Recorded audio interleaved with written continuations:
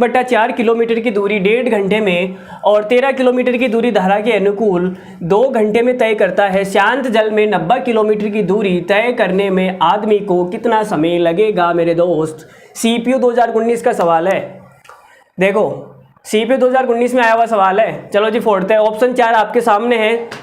चलो देखो सवाल जैसे बोल रहा है वैसे वैसे काम करना है, और तो क्या करना है। एक आदमी ये धारा के प्रतिकूल जा रहा है, तो आप सब जानते हैं डिस्टेंस बराबर क्या होता है, स्पीड इनटू टाइम होता है। चलो जी, ये फॉर्मूला बार बार मैं आपको समझाने के लिए लिखता हूँ, बाकी कोई रोल नहीं है, ऐसे ही कर सकते हैं, कोई दिक्कत नहीं है। अगर आपको समझ में आ रहा है तो आप ऐसे ही कर सकते हो, लिखने की कोई ज़रूरत नहीं है। जितना हो सकता है उतना कम लिखा करो, ठीक है। डिस्टेंस तो आप बोलोगे सर 3 से ही 3/4 किलोमीटर है, तो मैंने लिख दिया 3 से ही 3/4 किलोमीटर बराबर स्पीड कितनी है, तो आप बोलोगे सर स्पीड धारा के प्रतिकूल जा रहा है, धारा के विपरीत जा रहा है, और जब विपरीत जाता है तो स्पीड होती है x माइनस वाई। तो भाई साहब स्पीड हो जाएगी x minus Y into time कितना लग रहा है, तो टाइम लग रहा है 1.5 घंटा। लो जी 1.5 घंटा हो गया। 1.5 घंटे को मैं 3/2 लिख दूँ क्या, कोई तकलीफ नहीं है। तो आप बोलोगे सर लिख दो, बिल्कुल कोई तकलीफ नहीं है। और यहाँ पे 4 तिया 12, 12 3 15, 15/4 कर दो। तो लो जी हमने कर दिया 15/4, ठीक है।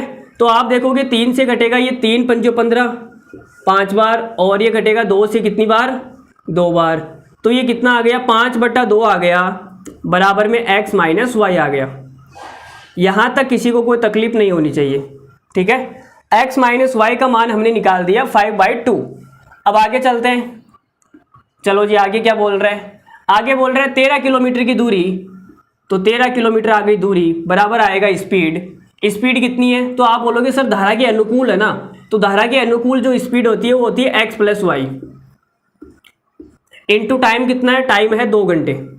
तो यहाँ से x प्लस वाई कितना आ जाएगा, आप बोलोगे सर ये आ जाएगा 13/2 बराबर x प्लस वाई। तो हमने x माइनस वाई निकाल दिया और x प्लस वाई निकाल दिया। अब हमें चाहिए क्या, शांत जल में 90 किलोमीटर की दूरी तय करने में आदमी को कितना समय लगेगा। तो शांत जल में 90 किलोमीटर की दूरी है और समय निकालना है, तो हमें क्या चाहिए, उसकी स्पीड चाहिए। शांत जल में उस आदमी की स्पीड कितनी है वो चाहिए ना। अरे भाई बोलो, और वो होती कितनी है, एक्स होती है भाई। नाव की चाल हो चाहे आदमी की चाल हो चाहे कहीं हो, शांत जल में जो नाव की चाल है वही आदमी की चाल होती है, क्योंकि आदमी उसके अंदर बैठा रहता है ना। तो x का मान निकालना है।